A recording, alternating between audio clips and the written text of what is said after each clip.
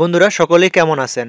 দেশ ও দেশের বাইরে প্রবাসী ভাইরা যারা আমার এই ভিডিও নিয়মিত দেখেন বা আজকে নতুন জয়েন করেছেন সকলকেই স্বাগত জানাই। আজকের আলোচ্য বিষয় হচ্ছে ফ্লোর ঢালাই।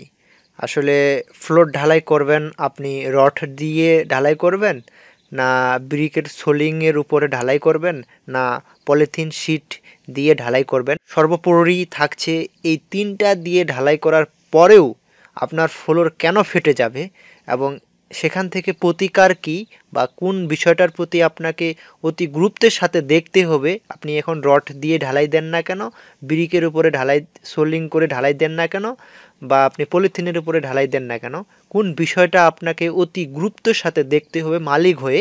ফ্লোর নিয়ে সম্পূর্ণ ধারণাটি থাকছে, তাই ভিডিওটা না টেনে সম্পূর্ণ করুন, অনেকটা ধারণা পাবেন আজকের এই ভিডিও থেকে। আমার যে সাইটটা আপনারা দেখছেন এটা আসলে গুডাউন ঘরের ফ্লোর ঢালাই হচ্ছে। তো শুধু কি আমরা এই ফ্লোরের ক্ষেত্রে গুডাউন ঘরের ফ্লোরের ক্ষেত্রেই কি বেশি থিকনেসে ঢালাই দেব, না আপনার যে বসত বাড়ির বা বাড়ির যে কাজ করতেছেন সেটার ক্ষেত্রেও পরিমাণটা ঢালাই দেব? আমি যদি প্রথমে বলি যে আপনাকে ফ্লোর ঢালাই দেওয়া অতি গুরুত্বপূর্ণ, এটা কখন এবং কোন সময়টা আপনার উপযুক্ত, সেটা হচ্ছে আপনার ছাদ ঢালাইয়ের পূর্বে। আসলে ছাদ ঢালাইয়ের পূর্বে কেউই শুনবে না যে আমার ফ্লোরটা ঢালাই করি। প্রায় গ্রামে ৮০% মালিক তারা কখনোই করে না এই কাজটা, কারণ তারা বুঝতেই চায় না যে আমি কেন আবার নিচে রড দিয়ে একটা ৩ ইঞ্চি থিকনেসের ঢালাই করব আমার ফ্লোরটা। এটা করলে যে আপনার কতটা উপকার বা কতটা আপনার বিল্ডিংয়ের জন্য সাশ্রয়ী বা বিল্ডিংটা আপনার ভালো হবে, পার্টিশন ওয়াল থেকে চতুর্দিকে গাঁথনি এবং উপরে মাথার উপরে যে ছাদ এটা সমতল থাকবে, এটা মালিকরা বুঝতে চাচ্ছে না। কেন আমি নিচে একটা স্ল্যাবের মতো করব এবং উপরে ছাদ তো আমাকে রড দিয়ে করতেই হবে, এটা তাদের মধ্যে একটা ধ্যান ধারণা। তাই আমি গ্রামের যে ৮০% মানুষ যারা এই যে অল্প খরচের মধ্যে একটা বাড়ি তৈরি করতে চাচ্ছে এবং সাশ্রয়ী হয়ে যে করতে চাচ্ছে, একটা বাড়ি নির্মাণ করতে চাচ্ছে, তো আমি তাদের কাছেই এই ইনফরমেশনটা দিতে চাচ্ছিলাম যে ভাই আপনি প্রথমত আপনার ফ্লোরটা ঢালাই করুন, ফ্লোরটা একটা সারফেসের মধ্যে রাখুন। তাহলে আপনার যে পার্টিশন ওয়ালগুলো আছে এগুলো পরবর্তীতে দেখবেন যে আপনার ছাদের উপরে সেই সুতার মতো দাগ দেখা দিচ্ছে চতুর্দিকে, এটা দেখা যাবে না। এবং আপনার একটা ওয়াল বসে গেছে বা ফাটল সৃষ্টি হয়েছে, এটা হবে না। বা আপনার যে ফ্লোরটা আছে এটা ফেটে গেছে, আপনার সেই ছাদটা অনেকটা উঁচা নিচা হয়েছে বা ছাদটা সমতল হয়নি। এটার মূল কারণ হচ্ছে যে আপনি নিচে আগে ফ্লোরটা ঢালাই করেননি। আপনি যদি ফ্লোরটা ঢালাই করতেন সমতল হতো, তাহলে এই যে শাটারিংয়ের যে বাঁশগুলো এগুলো স্ল্যাবের যে শাটারিংটা এটা সুন্দরভাবে লাগতো।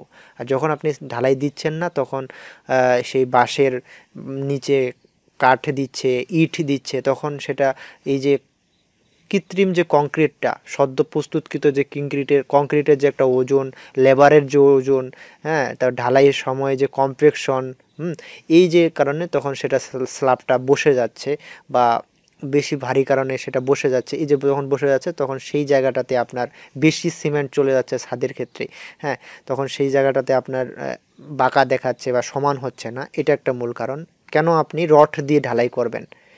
এবং রড দিয়ে যদি আপনি ঢালাই করেন তাহলে অবশ্যই যেন আপনার সম্পূর্ণ ভালো থিকনেস যেন থাকে, তা না হলে আপনার রড দেওয়া না দেওয়া একই কথা। কারণ আপনি ভালো থিকনেস দিয়ে দেন নেই, তাহলে দেখবেন যে রডটা আপনার মাটির সংস্পর্শে এসে সম্পূর্ণ ফ্লোরটাকে আপনাকে ক্যান্সারে পরিণত করবে এবং সম্পূর্ণ ফ্লোরের যে রডগুলো আছে ভিতরে ভিতরে খেয়ে নষ্ট করে ফেলবে।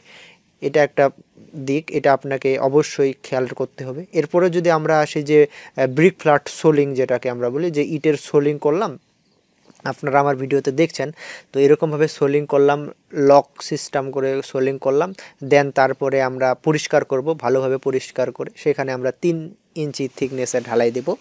এটা আপনি করতে পারেন যদি আপনি চান যে আমার ব্রিকের সোলিং দিব তারপরে আমি ঢালাই দেব, আমি রড দেব না। আর আপনি যদি রডের দিতে চান তাহলে অবশ্যই আপনাকে 10 mm এর রডগুলো দিতে হবে, যেটাকে আমরা 2.5 সুতার রড বলে থাকি। সেটা আপনি 10 ইঞ্চি পরপরও দিতে পারেন, বাইন্ডারটা বা মিনটা যেমনভাবে হোক, বা 7 ইঞ্চি পরপরও আপনি করতে পারেন। তাহলে দুইটা দিক গেল, যে একটা দিক হচ্ছে আমাকে রড দিয়ে ঢালাই দিতে হবে এবং পর্যাপ্ত ক্লিয়ার কভার রাখতে হবে, হ্যাঁ। আর একটা দিক হচ্ছে যে আমাকে ব্রিক ফ্ল্যাট সোলিংয়ের উপরে সে ঢালাইটা করতে। এরপরে সর্বশেষ যেটা আমরা গ্রাম অঞ্চলে ৮০% মানুষই যে কাজটা করে থাকে, যদি সে টিনেরও বাড়ি দিয়ে থাকে, চতুর্দিকে ব্রিকের কাজ করার পরে টিন দিয়ে থাকে, বাট ব্রিকের উপরে যদি স্ল্যাব করে থাকে, তারপরেও গ্রামের মানুষ যেটা করে থাকে যে পলিথিন প্রতিটা রুমে দিয়ে দিল, এরপরে ৩ ইঞ্চি থিকনেসে ঢালাই দিয়ে দিল, এটা তারা করে থাকে। তো এটা করার ফলে কি হয়, পরবর্তীতে তাদের ফ্লোর ফাটল সৃষ্টি হয় বা মজবুত হয় না, বা একখানে ধ্যাপ ধ্যাপ শব্দ হয় যখন আমরা সেখানে কোনো কিছু দিয়ে আঘাত করি, ফ্লোরটা হওয়ার ফলে তখন তো ধ্যাপ ধ্যাপ শব্দ হয়, কারণ নিচে ফাঁকা থেকে যায়, পলিথিনটা তখন ছাড়ে দেয়। যখন পলিথিনের কংক্রিটটা শক্ত বা জমাট হয়ে যায় নির্দিষ্ট দিনের মধ্যে, তখন পলিথিনটা নিচে ছেড়ে দেয়, মাটিটা বসে যায়, এই যে বিষয়টা। এবং আমি সর্বশেষ বলতে চাইছিলাম যে কোন বিষয়টা আপনাকে মালিক হয়ে বেশি গুরুত্বপূর্ণ দিতে হবে। তো আমার এই চ্যানেলটিতে যদি আপনি নতুন হয়ে থাকেন তো অবশ্যই সাবস্ক্রাইব করবেন এবং লাইক কমেন্ট শেয়ার করে সাথে থাকবেন। আমরা কনস্ট্রাকশনের যত রকমের মালিকের যে দিকে যে লাভবান হবেন, আপনি কিভাবে মিস্ত্রির কাছ থেকে কিভাবে আপনি সেই কাজটা আদায় করে নিতে পারবেন, এবং মিস্ত্রিরা কি কি দিক দিয়ে কাজ করতেছে এবং আপনি মালিক হয়ে সেই বিষয়গুলো তদারকি করতে পারবেন, এই নিয়ে আমরা নিয়মিত ভিডিও আপলোড করে থাকি। তো সর্বশেষ যে বিষয়টা আপনাকে লক্ষ্য রাখতে হবে, মাটিটা ধর্মস। এবং আপনি সদ্য প্রস্তুতকৃত বালি ভরাট করেছেন, রাবিশ বালি ভরাট করেছেন, হ্যাঁ, আপনি সেখানে শুধু বালিই ভরাট করেছেন এবং দেন তারপরে কোনো কম্প্যাকশন বা ধর্মুস ভালোভাবে করেননি, তার উপরে আপনি ঢালাই করতেছেন, সেখানে আপনি রড দিয়ে ঢালাই করেন না কেন, পরবর্তীতে সেটা আপনার ফাটল হবে এবং মাটিটা বসে যাবে, বালাটা বসে যাবে।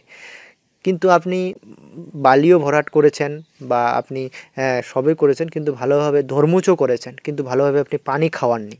আসলে বালিতে যত আপনি পানি দিবেন এবং কোনো রড দিয়ে বা বাঁশ দিয়ে সেটাতে ভিতরে পানিটা প্রবেশ করাই দিবেন, তাহলে দেখবেন যে আপনার সেই মাটিটা খুব সুন্দরভাবে বসবে এবং সেটা আর দেবে যাওয়ার সম্ভাবনা একদমই তাই আমি বলবো আপনাকে এই বিষয়টা অতি গুরুত্বের সাথে দেখতে হবে, যে অবশ্যই যখন ফ্লোরে বালি ভরাচ্ছে তখন আপনাকে পানি দিয়ে সবসময় পানি খাওয়ায় আপনাকে ধর্মুস করতে হবে এবং রড দিয়ে ভিতরে পানিটা প্রবেশ করাই দিতে হবে।